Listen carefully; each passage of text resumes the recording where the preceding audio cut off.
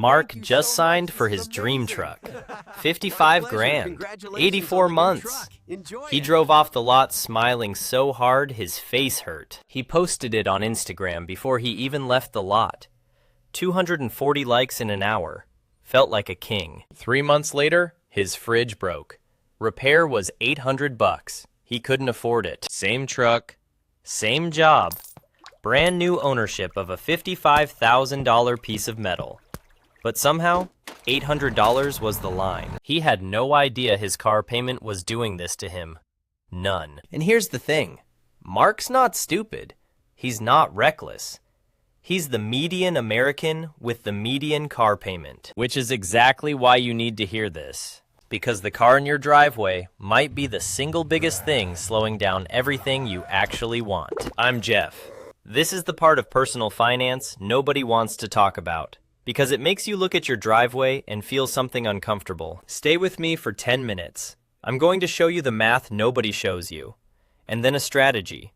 And by the end, you'll see your car differently. And just so we're clear, I'm not telling you to drive a 1998 Corolla and live in a yurt. I drive a normal car. I just want you to see what it really costs. Because the average American car payment hit $742 a month in 2024. And nobody is telling you what that actually buys you. Let's start with the part car salesmen don't put on the showroom poster. Depreciation. The second your shiny new car rolls off the lot, and I mean the literal second, it loses about 11% of its value. After 1 year, down 20%. After 3 years, around 40%. After 5 years, about half. Now, back to Mark and his $55,000 truck. 5 years from now, worth about $27,500. Half. Gone. $27,500. Just evaporated. Into the air. You didn't spend it. You didn't have a fire. It just disappeared. And here's where it gets uncomfortable. You're still paying for it.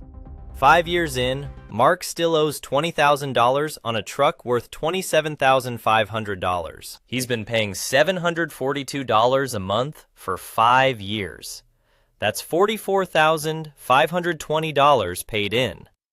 And the asset is worth $27,500. Do the math. He's down $17,000 just from owning that truck. And he still owes $20,000 more. But Jeff, you might say, at least he has the truck, right? He has something at the end of it. Sure, he has a depreciating asset, but while he was paying for it, that same $742 a month could have been doing something completely different. This is the part the dealership doesn't print on the brochure. Opportunity cost.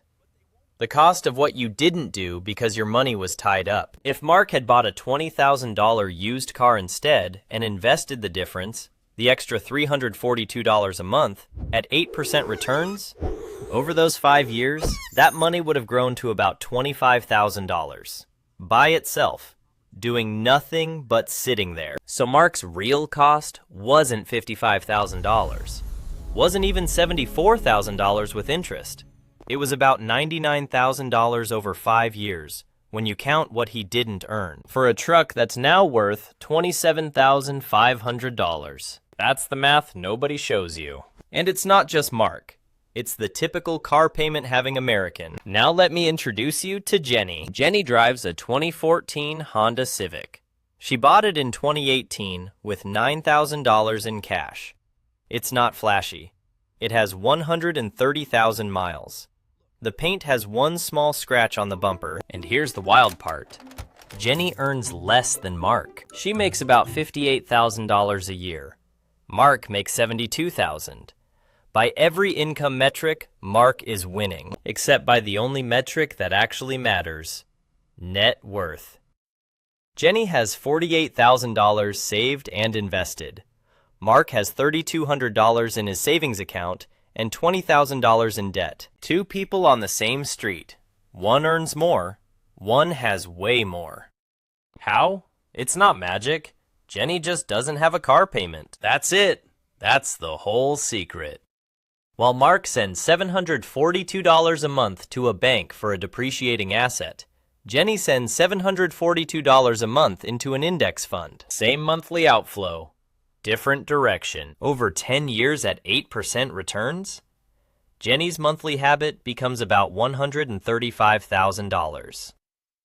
Mark's monthly habit becomes a $14,000 truck and a memory. And Jenny isn't doing anything special.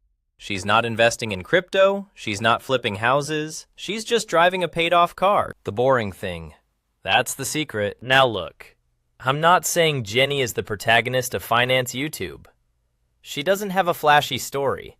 There's no Lambo at the end, but Jenny will retire about 10 years earlier than Mark, without earning more, without working harder, because she didn't financialize her ego. She drove a Civic. And here's the thing that should make us all uncomfortable. Jenny's choice is available to almost anyone watching this video. We just don't take it. Why? Why don't we take it? The math is right there. Jenny is right there. Why does almost everyone choose Mark's path? Because cars aren't just transportation. They're a piece of identity wearing wheels. Think about it. We say things like, I'm a truck guy. I'm a Tesla person. I'm not a minivan dad yet.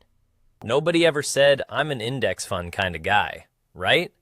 Nobody is at a barbecue going, yeah, let me tell you about my Roth IRA. Because money in an index fund doesn't look like anything. It doesn't sit in your driveway. It doesn't show up to the wedding. It doesn't tell people you've made it. But a $55,000 truck? That shows up everywhere. The neighbors see it. Your boss sees it. The guy from high school sees it on Instagram. It's not actually about transportation. It's about visibility. And visibility is the most expensive thing in the world. And the car industry has spent 100 years figuring out exactly which buttons in your brain to push to make you forget the math. The 84-month loan? That's a recent invention. Used to be 36 months tops. Now it's 84 because they figured out you'll say yes if the monthly payment fits in your budget. They're not selling you a car. They're selling you a monthly payment that feels small enough to ignore. And $742 a month feels manageable. That's like a couple dinners out a week. It feels like nothing until you zoom out.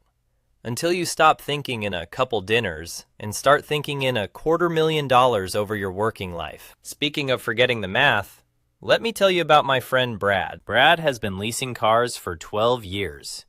12! He's always in a new car. BMW, Audi, Tesla, back to BMW. He calls it the smart move because he never has to deal with old cars. Brad has never owned an asset in his life. Just a steady monthly payment, forever. He's paid out about $86,000 over 12 years in lease payments, and owns exactly zero of anything. When he turns 50, he'll have spent over $200,000 on cars he never owned, for an experience that disappeared every 3 years. But here's the part Brad won't tell you. He's behind on retirement. Way behind. $11,000 at age 42. While always being in a fresh BMW. Brad isn't a villain. He just made a series of small decisions that felt fine in the moment, but added up to a financial position that's not. Mark, Brad, and almost certainly someone in your life. These aren't bad people. They're just running the cultural default. And the cultural default is expensive. Jenny isn't smarter than them. She just opted out of the default. And opting out doesn't require you to be exceptional. It just requires you to see what's actually happening, which is what this video is. So let me give you the actual framework. 3 rules. Concrete, specific. Strategy 1. The 10% rule. Total cost of all your cars.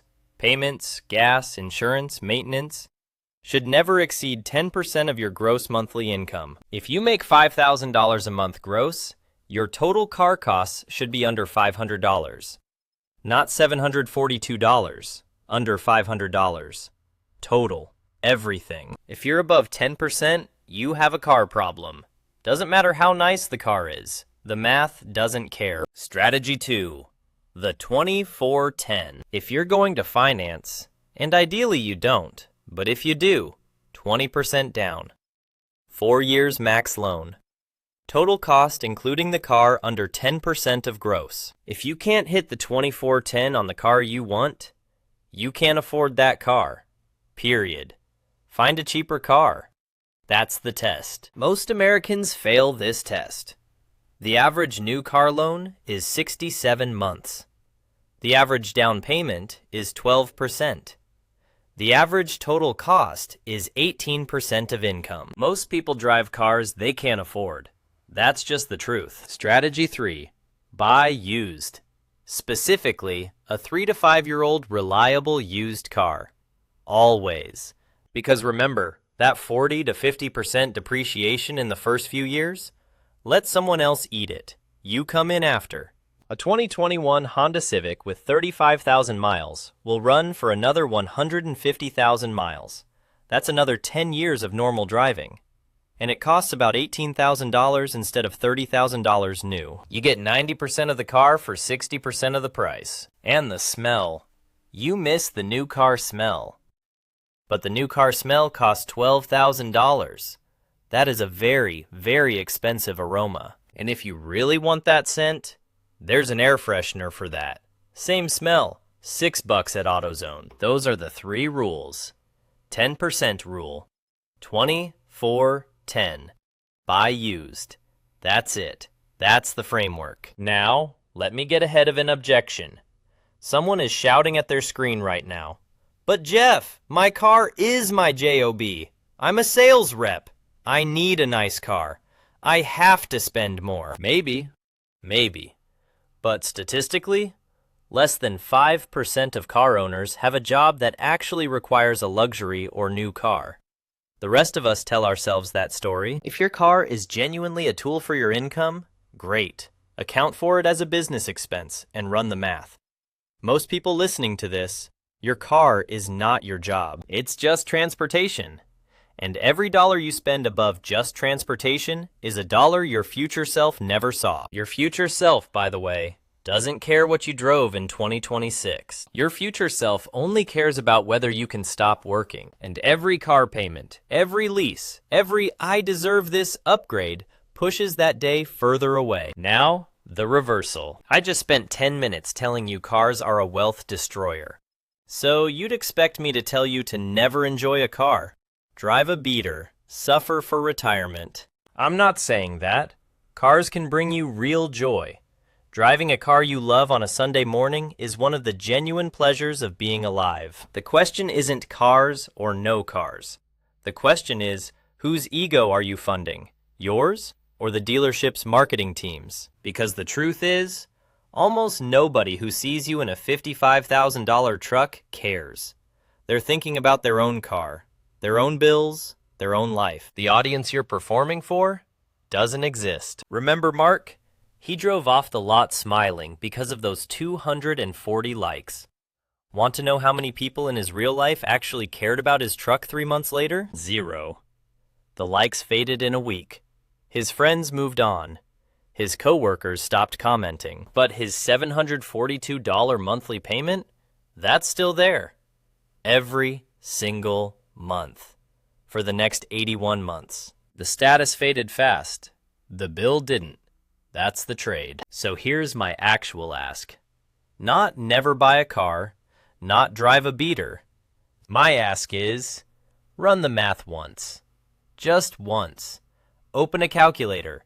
Add up what you've spent on cars in the last 5 years. Then compare that number to your retirement balance. If those two numbers make you uncomfortable, that's the moment to take this seriously. Not because there's anything wrong with you, but because the system you grew up in handed you a default, and the default is expensive. Jenny isn't winning because she's special.